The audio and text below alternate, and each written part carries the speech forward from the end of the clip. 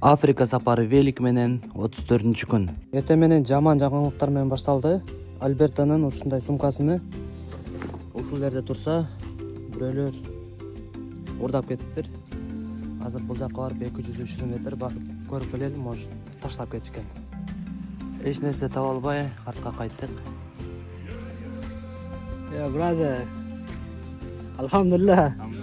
Alhamdulillah brother. Good trip brother.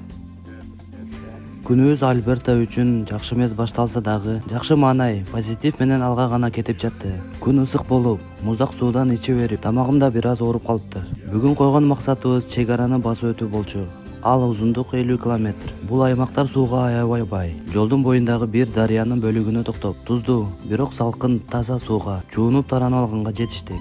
Калк конуштардын бири-бирине аябай жакын экендигин да байкадык. Калк конуштардын иштери бак-дарактарга аябай бай болуп, алардын аралыктары деле жапжашыл болуп көздү кубандырып жатты. Биз бараткан жолдо унаалар өтпөй, өзүбүздү аябай эркин сезип жаттык. Реалдуулукка жакын болбосо да, кээ бирки сааз жерлерден жана токойлордун бөлүктөрүнөн крокодил, гиеналар чыгып кетчүдөй эле сезилип жатты. Бул аялдардын кооздугуна дагы бир жолу суктанып кетпесем болбойт. Ушундай кооз аялдарды аралап, Сенегал чек арасына да жакындап калдык.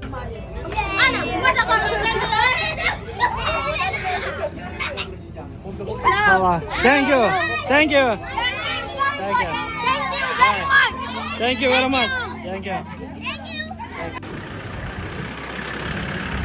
Достор, Гамбия менен Сенегалдын ортосунда эч нерсе деле жок экен. Ушул здание ошол жактан паспорту текшерет экен, аябай ортосунда эч нерсе деле жок экен. Анан бул жакта деле бир кичинекей здание экен деген. Сенегал, Гамбиянын делеги.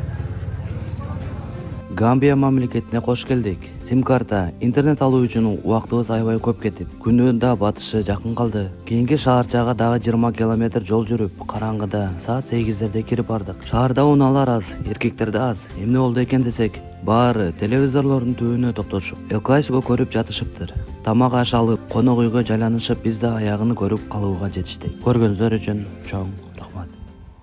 Африка сапары Велик менен 35-күн. Негизги сапарымдын багыты өзгөрүп, Кения мамлекетинде Найроби шаарында эс алганча абасына, тамак ашына көнүп, акклиматизация болуп, сапарым кайра уланууда. Найроби шаары мага жакты. Эң негизгиси адамдары менен боорукер, меймондос жана жүздөрүнөн жылмаюу кетпегендей. Билинбегени менен 5-6 миллион эл жашайт экен. Туризм жактан өнүккөндүгү билинип турат. Ызычуу менен тынчтык, бетон менен салынган шаар менен чыныгы жаратылыш айкалышкан. Өзгөчөлүгү менен жүрөгүмдө калды десем болот. Бул эски футаж. Жираф Найроби шаарынын фонунда. Найроби шаарынан чыгып баратканда жамгыр себелей баштады. Дароо эле даждыбегимди кийип алдым. Бул даждыбегим көп мамлекеттердин жамгырын көрүп койду. Чын жүрөктөн берилген белек экендиги билинип турат. Кениянын лежачий полицейскилери бир өзгөчө укмуш экен. Арткы баштыгым секире берип бир жери үзүлүп, тиккенге эч нерсем жок, жөн гана байлап жолумду улай бердим. Найроби шаарынан бир канча аралык өткөндөн кийин жамгыр кайра куя баштады. Заматта эле бардык жагым ным болуп калды. Жамгырдан жашынып бир жерде турсаң ушуп калчудайсың. Болсом аягына чейин суу болоюн деп чечтим. Көрсө азыр чыгыш Африкада жамгырдын мезгили келип калыптыр. Жамгыр өзүмө жаккандыктан бул минус деле эмес. Кийинки шаарга жетүү үчүн жол экөө бөлүнүп кетет экен. Жергиликтүү тургундардын айтышы боюнча, сол жактын жаратылышы кооз, бирок жолу тар. Жалаң гана фуралар өтөт деп айтышты. Бишкек-Москва жолундагы тажрыйбамды эстеп, 500 метр жүргөндөн кийин кой деп артка кайттым. Ал эми башка жолдо болсо унаалардын кыймыл аракети азыраак экен. Жеңил унаалар жана мини автобустар өтүп жатты. Ал эми жаратылыш жөнүндө айтсам, негизи эле Найроби шаарынан кийинки кооздукту сөз менен жеткире албайсың. Канчалык Найроби шаарынан алыстаган сайын жаратылыштын жашылдыгы, кооздугу жалаң гана жогорулап жатты. Жаратылыштын кооздугу эле эмес, жамгырдын да күчү жогорулады. Ал эми бийик ашууну айтпай эле коеюн. Катуу жамгырдын астында 1 минутта да токтогум келбей, жалаң гана алдыны көздөй умтулуп жаттым. Жолдун кээ бир бөлүктөрү тосмосуз жар. Бул жаратылышка, кооздукка